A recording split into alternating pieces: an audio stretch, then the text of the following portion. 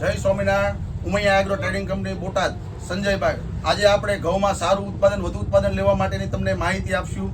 તો સૌપ્રથમ આપણે જ્યારે ઘઉંમાં જ્યારે ખાતર આપતા હોઈએ છીએ કુણાપાણ વખતે, ત્યારે વનિતા કંપનીનું જે ઝીંક આવે છે એ 5 વીઘે 1 થેલી આપવાની છે. એની સાથે એફએમસી કંપનીનું ન્યુટ્રામેક્સ છે એ પણ 5 કિલો આપવાનું છે. જો તમે ખાતર આપી દીધું હોય તો તમારે પાણી સાથે વનિતા કંપનીનું રેમન્ડી ખાતર આવે છે વીઘે 500 ગ્રામ, સાથે એકેડિયન કંપની જે કેનેડાની કંપની છે એ પ્રમોશન આવે છે વીઘે 500 ગ્રામ આપવાનું છે.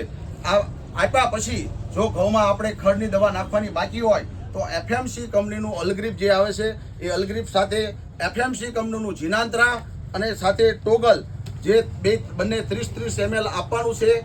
અને એ જો ખડની દવા અપાઈ ગઈ હોય તો તમારે એફએમસી કંપનીનું કોઈ પણ દવાનો સ્પ્રે કરો, એમાં એફએમસી કંપનીનું જીનાંત્રા અને ટોગલ 30-30 ગ્રામ નાખવાનું છે.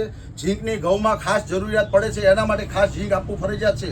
આના 2 સ્પ્રે આપવાના છે. પહેલો સ્પ્રે ઘઉંની ખડની દવા અપાઈ ગઈ હોય તો 5 દિવસ પછી આપી દેવો, અને બીજો સ્પ્રે જ્યારે ઘઉં ગાભામાં આવે ત્યારે 30 ml જીનાંત્રા, ટોગલ 30 ml અને સાથે એફએમસી કંપનીનું તલસ્ટાર પ્લસ આપવાનું છે.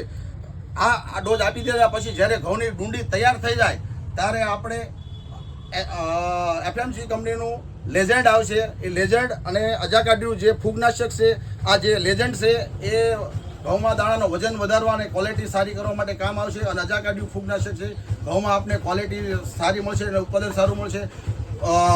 ઘઉંના બજાર ભાવ આપણા હાથમાં નથી, પણ ઘઉંમાં ક્વોલિટી બનશે અને ખાલી 50 રૂપિયા ઘઉંના ભાવ વધારે આવશે તો પણ આપણે દવાનો ખર્ચો નીકળી જશે.